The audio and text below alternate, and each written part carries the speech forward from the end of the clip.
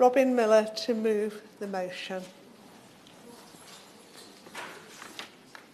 Thank you, Ms Verhagen. I beg to move that this House has considered small and medium enterprises and the energy supply market.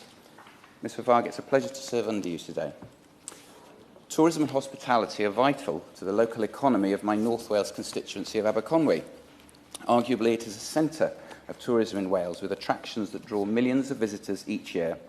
We're home to Llandudno, the Queen of the Welsh Resorts, the UNESCO World Heritage Site of Conwy Castle, and we are, of course, a gateway to Eryri, Snowdonia National Park. And welcoming those visitors to Aberconwy throughout the year are hundreds, if not thousands, of hotels, restaurants and pubs. These businesses are at the heart of our local economy and our communities. They showcase our local produce, which is amongst the finest to be found anywhere in the UK, I would argue, and they provide employment and training opportunities to thousands. The warm welcome that they provide and their consistent high standards are not just a key reason people choose to visit Aberconwy, but why they choose to come back. This summer, when I launched my Aberconwy Pub of the Year competition, over 1,000 people took the time to vote, a reflection perhaps of the importance and value of pubs to our communities. They are truly at the heart of what makes Aberconwy such a great place to visit and, more importantly, a great place to live. But their energy costs are soaring, and these same businesses are concerned that non-domestic energy suppliers and brokers are taking advantage of this. Concerns, I might add, that I've heard echoed from members of the British Beer and Pub Association across the UK. Now, I'm sure these issues apply to small and medium enterprises in all sectors of the economy and throughout the UK. However, I want to take this opportunity to concentrate on the impact of the energy supply market on businesses operating in the hospitality sector. Let me deal first with the issue of pricing. A recent sector-wide survey by UK Hospitality found that the average energy price paid by hospitality businesses doubled between 22 and 23.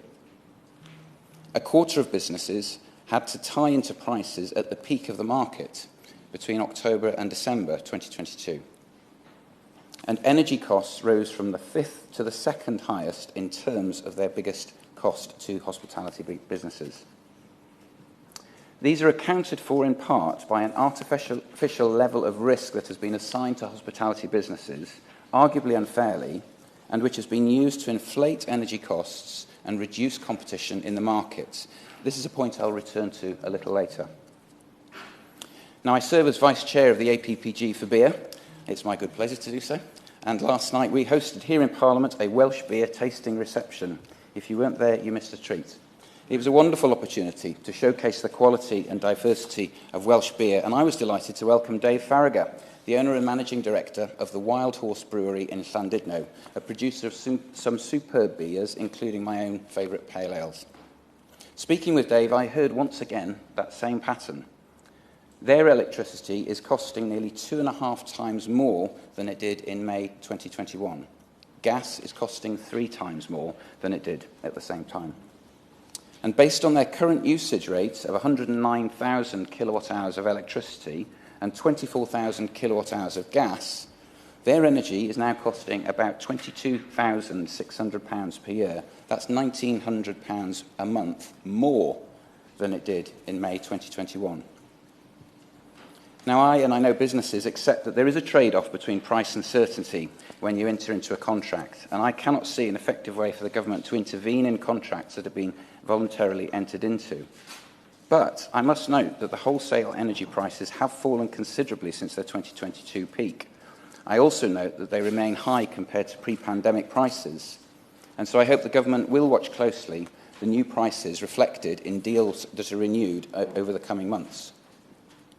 And before I leave pricing, I cannot do so without mentioning the increase in standing charges. North Wales has seen some of the highest increases across the whole of the UK.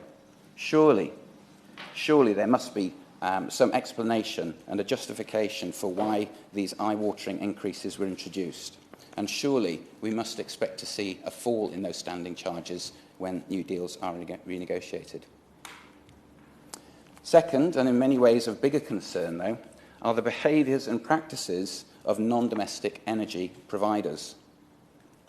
The same UK Hospitality Survey found alarming reports of behaviours of energy supply company including a refusal to quote to hospitality businesses, increased prices for hospitality businesses with risk premiums added in, excessive deposits levied on businesses, inflexibility in negotiations, a lack of transparency from brokers, and a refusal to renegotiate contracts agreed at the peak of the energy price spike.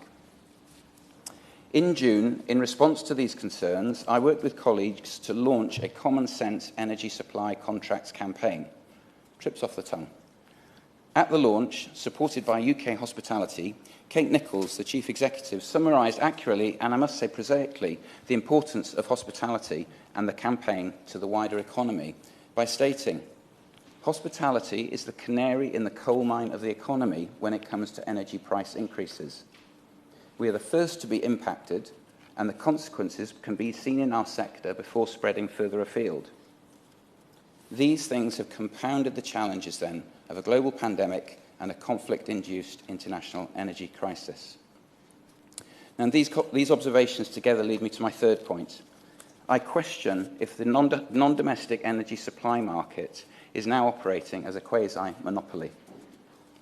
Since launching this campaign, I've heard from colleagues and SMEs, many in the hospitality sector from throughout the UK, that echo what the hoteliers of Aberconwy are telling me. Glenn Evans is the Director and General Manager of 2 hotels in Aberconwy, the Royal Oak and the Waterloo Hotels in Betws-y-Coed. These businesses provide hundreds of jobs, strengthen our local economy by welcoming tens of thousands of guests each year. And Glenn made clear to me the impact of the failing energy market. He said, "Our experience of the non-domestic energy market is that there is very little, if any, real competition, with suppliers able to name their price and business having to accept it on a take-it-or-leave-it basis. Suppliers are able to act effectively as a cartel." This should be a great concern if, in fact, it is true that businesses have no bargaining position or ability to negotiate, or if supply periods are extended under pressure from suppliers. Is it the case that the energy market was perhaps created for a time of stability, and it is proving ill-equipped and ineffective in times like these, times of greater uncertainty and turbulence? It cannot be that businesses are forced to raise prices, which increases pressure on inflation, or enter a game of Russian roulette depending on when they must renew their contract.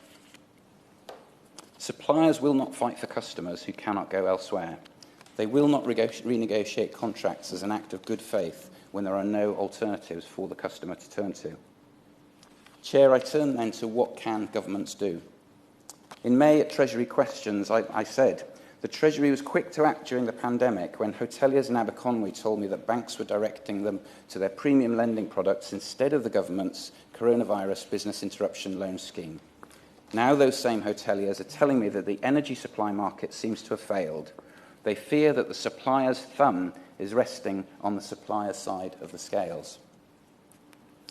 Many of our local businesses have also told me how vital the help of UK government has been throughout the pandemic. For example, the jobs, all of the jobs at the Wild Horse Brewery I've mentioned, were protected by the furlough scheme.